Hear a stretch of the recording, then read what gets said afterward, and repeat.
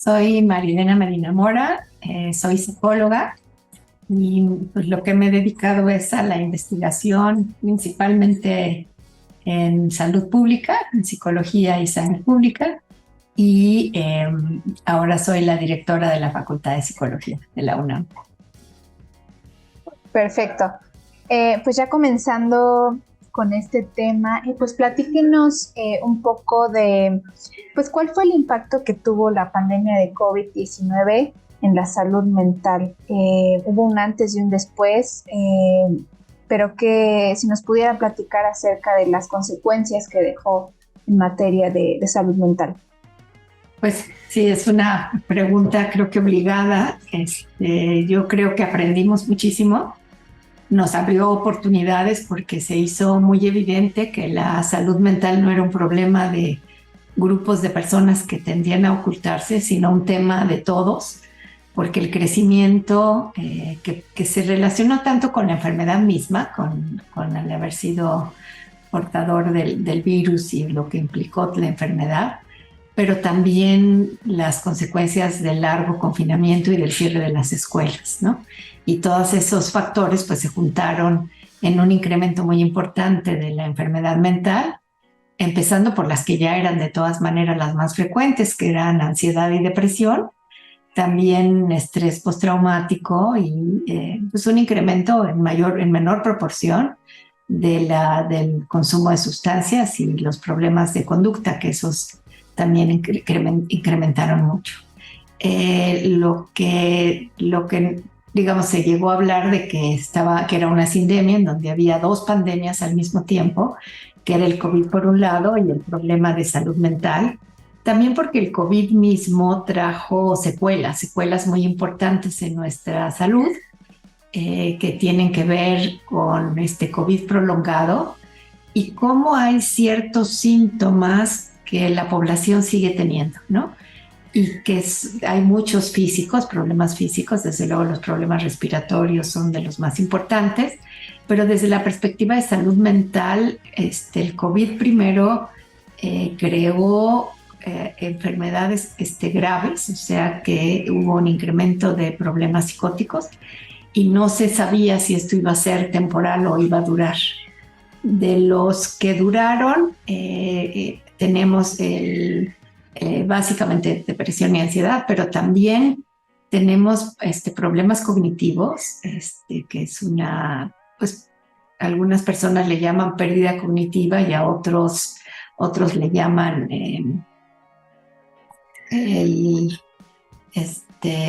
le llaman disfunción cognitiva, y que lo que se ha visto es que independientemente, todas las personas que enfermamos de COVID, independientemente, bueno, una proporción grande, más o menos nutrición calcula el 50%, un poquito más, de las personas que tuvieron COVID ya fueran tratadas en tratamiento ambulatorio o internadas o entubados o no, tienen pérdida cognitiva, ¿no? Y eso tiene que ver como problemas de atención, de memoria, de lentitud en el lenguaje, en poder decir las palabras que queremos decir, y también, digamos, la memoria ejecutiva también está afectada.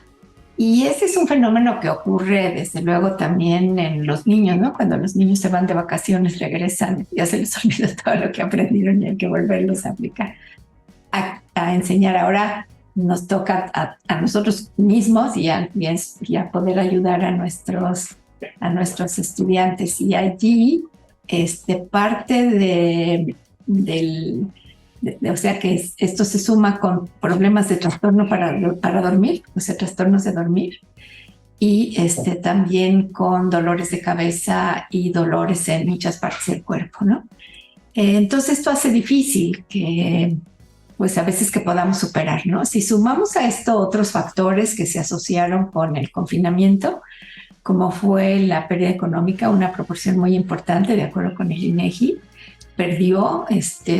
disminuyó su ingreso, muchos perdieron el trabajo, o toda la población que vive de la economía informal, pues tuvo dos problemas: no pudo quedarse en su casa, pero también perdieron las fuentes donde conseguían recursos y entonces tuvieron que volver a enfrentar. Y bueno, tenemos de acuerdo con el CEPAL pues un rezago importante en los problemas económicos. Las mujeres perdieron más que los hombres, ¿no?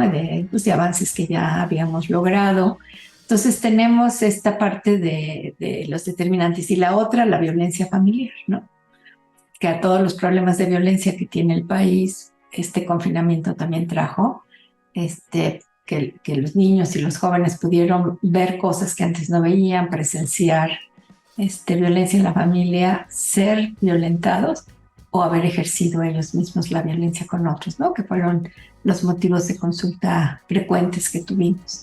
Entonces sí tenemos esta combinación. Somos uno de los pocos países que cerraron por completo las escuelas, entonces hay una pérdida de aprendizaje o un aprendizaje pendiente o incompleto de todos los chicos que vieron la televisión. Algunos no la vieron, que llegan a la preparatoria y a la universidad con muy pocos conocimientos. Ese aprendizaje no concluido lo tenemos que pues que de alguna manera ayudarlos a recuperarlo. Y por otra parte, sí tenemos, o sea, México fue uno de los 6 países con mayor índice de mortalidad por COVID, ¿no?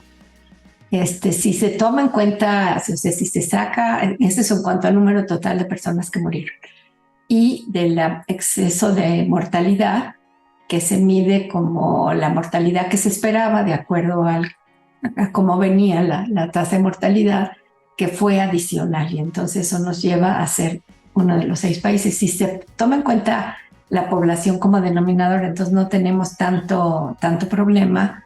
No estamos en los primeros 6, pero sí en los primeros 10, ¿no? Entonces sí tenemos ese problema, pero lo que pasó en México es que nuestra curva no fue una curva que fue así como larga, ¿no? En donde fue muriendo la gente y al final contamos cuánto murió. Nosotros tuvimos como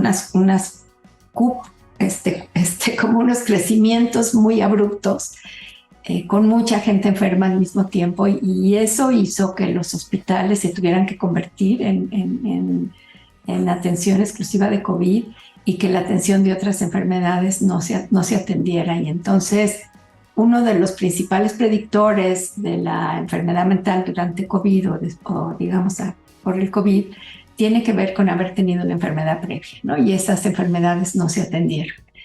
Y por otra parte, pues también hubo muchas muertes, ¿no? Y nosotros empezamos a ver desde las muertes en Europa, principalmente en España, y entonces empezamos a tener esta preocupación de tantas muertes y pues muchas pérdidas, ¿no? Tenemos también un poco honroso primer lugar en orfandad, ¿no? En niños que se quedaron huérfanos. Entonces, digamos, sí hubo entonces problemas de duelo. Los dejaban en el hospital caminando, entraban caminando y a las 2 horas les avisaban que ya habían muerto. Lo único que volvían a ver eran cenizas, no poder tener los rituales que se habían tenido. O sea que sí fue una combinación de los problemas de la enfermedad misma y de los problemas de las acciones para contenerla, que llevaron a que mucha población enfermara. Ok. ¿Y tendrá algunas cifras estimadas? Digo, ya mencionó que hubo un incremento especialmente de depresión, ansiedad, estrés postraumático, pero ¿habrá como alguna cifra estimada de más o menos en qué porcentaje se incrementaron? La OMS estima que en un 21%, ¿no? Digamos que no tenemos todavía una encuesta, tenemos algunas encuestas que midieron depresión en el momento de la pandemia. También hubo un estudio muy importante de la Universidad Iberoamericana que hicieron entrevistas telefónicas y lo fueron haciendo en diferentes etapas de la pandemia, en donde encontraron un 30% de incremento. Los estudios que se hicieron con personal de salud, los que estuvieron en primer contacto con los pacientes mismos, o por ejemplo las gentes que limpiaban, que hacían limpieza, las gentes que enterraban, recogían los muertos, en fin, todo ese grupo amplio de salud también nos habla de una proporción similar de personas que enfermaron. Y los estudios del Instituto de Salud Pública, que también hizo una encuesta de COVID con otro instrumento, pero también nos compara con el mismo instrumento que usaron antes de COVID, del incremento tan importante en la depresión, y más o menos todos los estudios tienden a apuntar lo mismo, ¿no? Entonces, ahora se hará una nueva encuesta y creo que eso nos dará cifras más exactas, pero ya tenemos cifras de los egresos hospitalarios, tenemos cifras de las gentes que pidieron atención, y todos tienden a apuntar en este mismo fenómeno, ¿no? Y los mismos números más o menos. Ok, de acuerdo. Ahora, pues bueno, sin duda a todos nos afectó de alguna forma la pandemia emocionalmente, pero ¿a quiénes diría usted que les afectó mucho más? O sea, ¿quiénes estuvieron mucho más vulnerables a estos efectos en la salud mental? Los estudios que hemos hecho nos indican que las personas que tenían una enfermedad previa, que hubieran tenido una enfermedad mental, ya fuera que estuviera activo en el momento del COVID o que hubieran tenido en algún momento de su vida, fueron las personas que más sufrieron, ¿no? Ese es como en donde más creció. Otro factor de riesgo, bueno, hay diferencias entre hombres y mujeres. En las mujeres hubo más depresión y ansiedad, en los hombres hubo más muertos en los hombres de COVID en general, pero también más problema de abuso de sustancias y más problemas de conducta, que es la misma tendencia que se observaba antes, nada más que crecieron en ese mismo sentido. También encontramos que otros factores, ¿no? que influyen de manera importante, como la pérdida económica, es decir, las personas que o sea, hubo un crecimiento muy importante de la pobreza y de la pobreza extrema durante COVID, y esa pobreza se vio reflejada por sensaciones de inseguridad y de violencia que fueron que fue por donde afectó más a la población mexicana. Entonces ese es el tipo de valores, o sea, de que antes de la pandemia teníamos, y los estudios que se hicieron durante la pandemia también se vio que todos estos factores de riesgo no estaban concentrados en poblaciones muy vulnerables, ¿no? Sino que se vieron a lo largo de la población, es decir, se repartieron en la población, quiere decir que todos fuimos afectados de alguna manera, ¿no? Entonces la población LGTB, mucho por la discriminación, también tuvieron problemas especiales, la población de migrantes, sobre todo los que vienen de la migración principalmente centroamericana, pero no exclusivamente, en esa ola, que muchos salieron pues, por los problemas de violencia en sus países, salieron sin estar preparados, sin tener un plan con lo opuesto, y no han encontrado apoyo, y sí mucha discriminación y mucha inseguridad, mucha violencia en su paso para llegar a Estados Unidos, y luego la retención forzada, ¿no? Entonces ha sido la salida forzada, la migración forzada porque no han podido entrar a Estados Unidos. Entonces en esos grupos también hemos encontrado muchos problemas, ¿no? Las personas pues pobres que tenían dependencia a drogas han tenido más dificultad para trabajar y conseguir recursos, ha habido más muertes por síndromes de abstinencia y por sobredosis, de tal manera que sí tenemos poblaciones vulneradas, pero también pues un efecto bastante similar en la población. Ok, muy bien. Ahora, en el caso de los médicos, las enfermeras, todo el personal de salud, pues ellos, ¿qué secuelas tuvieron o qué afectaciones tuvieron por esta pandemia? El tipo de enfermedades fueron similares, vimos más estrés postraumático, pero en primer lugar ansiedad y depresión. Varió de acuerdo con qué tanto contacto directo, o sea, la población que más problemas tuvo, que más repercusión tuvo, fueron los que estuvieron en contacto directo con los enfermos.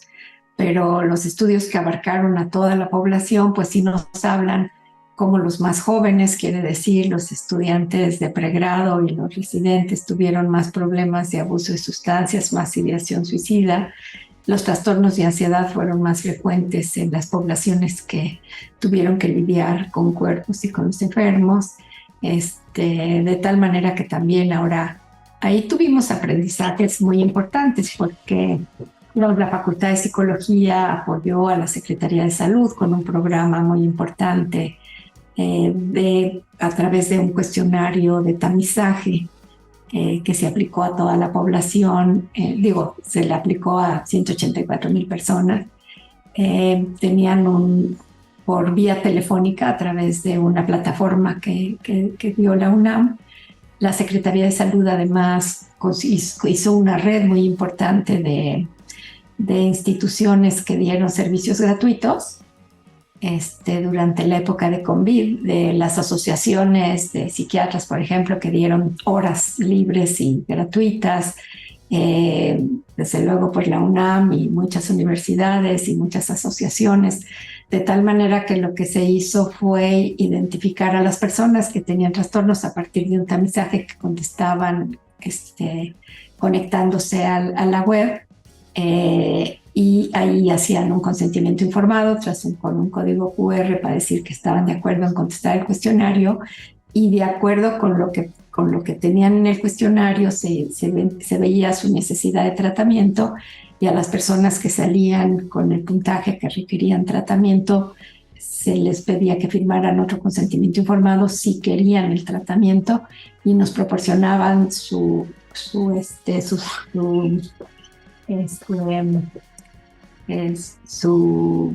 correo electrónico, y se les canalizaba a esta importante red de 70 instituciones trabajando para dar atención gratuita en todo el país, de tal manera que hubo este trabajo muy importante tanto de la Secretaría como de las organizaciones, muchas asociaciones y también organizaciones de la sociedad civil que pudieron coadyuvar a que las personas tuvieran mejor atención, ¿no? Entonces hay pues muchas experiencias en este sentido, y que también nos enseñó a que la tecnología y la intervención en línea sí funciona. Funciona mejor que las listas de espera cuando están esperando recibir tratamiento. También utilizando aplicaciones en donde las personas pueden, con cierto trastorno y cierto nivel de gravedad, pueden seguir su propio tratamiento, ¿no? O tener un coach que los ayuda a seguir estas intervenciones en línea que también resultaron exitosas, ¿no? Entonces, pues esa parte creo que también fue de mucho aprendizaje. Correcto, justo en ese sentido, pues va la siguiente pregunta, ¿no? Que pues al final también la pandemia hizo más visible la salud mental y que se hablara más de estos temas. Entonces, pues eso cómo está cambiando ahora el panorama, ¿no? Justamente que ahora se pueden dar a lo mejor consultas en línea o se puede tener acceso más fácil a un psicólogo. ¿Cómo está cambiando esto que encontramos en la pandemia ahora, pues el abordaje de las enfermedades mentales? Creo que la investigación ha avanzado muchísimo y eso es algo muy importante, pero también el desarrollo la implementación de los métodos, es decir, había mucha investigación y que no estábamos siendo tan capaces de llevar esos resultados a la aplicación en la comunidad, ¿no? Entonces teníamos una brecha de atención, pero también una brecha de aplicación del conocimiento científico. Y creo que esta parte que tuvimos que hacerlo en línea, justo antes de la pandemia, la doctora Mencheta había hecho una encuesta donde le preguntaba a estudiantes de 9 universidades qué tipo de tratamiento les gustaría, ¿no? Después de que contestaron preguntas sobre su enfermedad mental, sobre adicciones, y dijeron que casi nadie quería de ninguna manera en línea. Y luego durante la pandemia se vio que el teléfono era un conducto maravilloso, porque en el Zoom de repente a los estudiantes y a los jóvenes y a la población en general le costaba mucho trabajo encontrar un espacio propio, un espacio, o sea, porque las familias, había mucha gente viviendo en las casas, no había espacios privados, y entonces el teléfono se les hacía mucho más fácil que vía Zoom poder tener estos espacios de privacidad. Y entonces funcionó muy bien el teléfono y eso fue un aprendizaje también muy importante. Y bueno, pues sí, las escalas que evaluaron el nivel de riesgo y las personas que quisieron tratamiento, y qué pasó con estas personas que sí recibieron el tratamiento, pues nos da resultados muy esperanzadores, ¿no? Aprendimos también otras cosas, ¿no? Por ejemplo, nos decía usted el personal de salud, ¿no? Entonces hicimos un estudio internacional en el que participaron 71 países para ver cuál había sido la experiencia de los clínicos tratando a las personas que habían tenido algún problema por COVID, incluyendo a los mismos. Entonces, que eran personas que llevaban por lo menos 15 años dando tratamiento, ¿no? Entonces, pues esto, digo, fue muy importante tener esta gran muestra. Y lo que se vio es que sí les costaba mucho trabajo pedir ayuda. Los estudios que se hicieron en México se ofrecieron muchas opciones de tratamiento y los médicos no las usaban, hasta que encontraron la doctora Rebeca Robles, que coordinó ese estudio, y la doctora Silvia Morales Chainé, encontraron que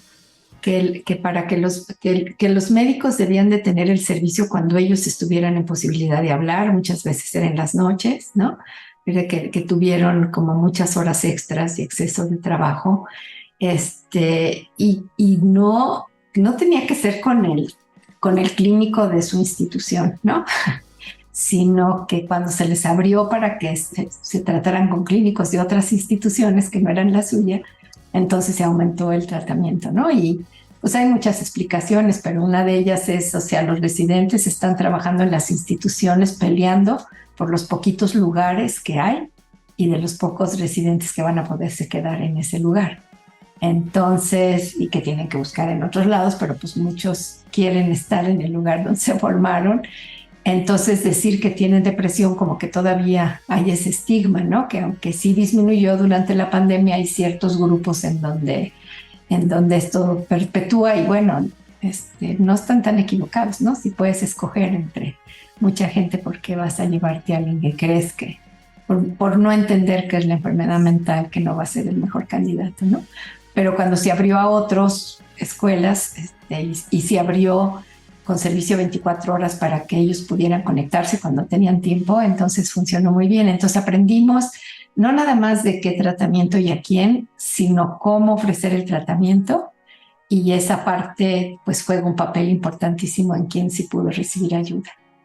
Entonces eso también para nosotros fue un aprendizaje. Y el otro muy importante es que muchos personal de salud tuvo un desgaste muy grande, porque tenía que cubrir varios rubros, había mucha tensión porque tenían que hacer cosas para lo cual no habían estudiado y nunca habían hecho, porque digamos, no, si se hubieran quedado con los que estaban capacitados para atender COVID, pues no hubieran atendido ni el 10%, yo creo, de la población que lo necesitaba. Entonces eso fue muy tensionante, que cuando salían había violencia afuera, ¿no? Cuando les aventaban cosas y la gente no los quería, y luego pues tener mucho miedo de regresar a sus casas, ¿no? O sea, unos rentaron o se quedaron viviendo en otro lado para no contagiar a su familia, y entonces dejaron de ver a su familia mucho tiempo. Es decir, hubo muchas vicisitudes que tuvieron, ¿no?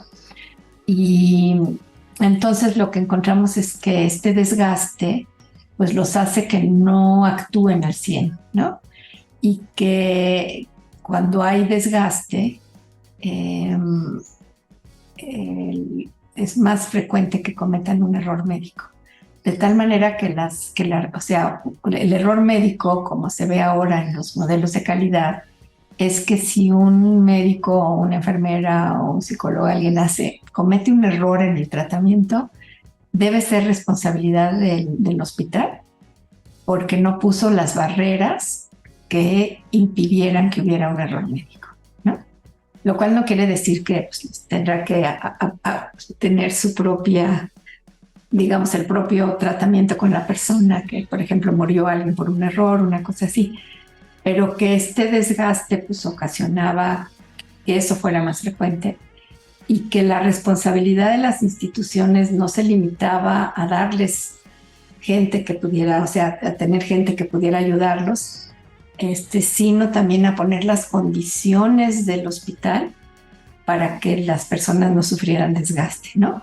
Entonces muchos hospitales lo que empezaron a hacer es permitirles que fueran al tratamiento o ponerles servicios, pero toda la parte de la organización y de la manera como trabajan las instituciones también era producto de desgaste y tenía que ver con cómo se declaraba quién tenía derecho al equipo. No todos tuvieron al principio equipo suficiente, quién daba las malas noticias, cómo era la relación de los más antiguos como los más nuevos, es decir, muchas cosas que son modificables en el clima organizacional, que de no tratarse, pues también los médicos se van y el personal de salud en general pues, se desgasta y tenemos otras consecuencias. Entonces eso fue muy importante, concientizar a los servicios de cómo podían también trabajar en eso, ¿no? Entonces eso fue muy importante. Ok, muy bien. Ahora, pues, ¿por cuánto tiempo nos van a durar las secuelas emocionales de esto, ¿no? Sobre todo a lo mejor en los niños, en los adolescentes. ¿Qué consecuencias van a haber a lo mejor en 10 o en 20 años? ¿Esto va a tener algún efecto? ¿O simplemente se terminó la pandemia y se acabaron esos problemas? ¿O cuál es el panorama que nos espera? Yo creo que no va a ser tan fácil. No sabemos. Este COVID prolongado se habló como de 6 meses, ahora ya tenemos más tiempo y seguimos teniendo gente que tiene estos síntomas prolongados, pero no sabemos qué tan graves van a ser, ¿no? Entonces, pues tenemos un poco que esperar porque no sabemos cómo afectó nuestros cerebros, en fin, ¿no? Hay ciertas interrogantes. Si lo vemos o sea, ¿qué ha pasado en otras epidemias? ¿No? Que no es tan grave como esta porque pues no hubo tantos muertos ni tanta gente que se contagió. Claro, ahora porque los medios, o sea, porque el mundo está comunicado. Cuando el mundo no estaba comunicado, no había tanto contagio. De hecho, ahora los lugares que tuvieron menos muertos fueron islas que cerraron sus fronteras, ¿no?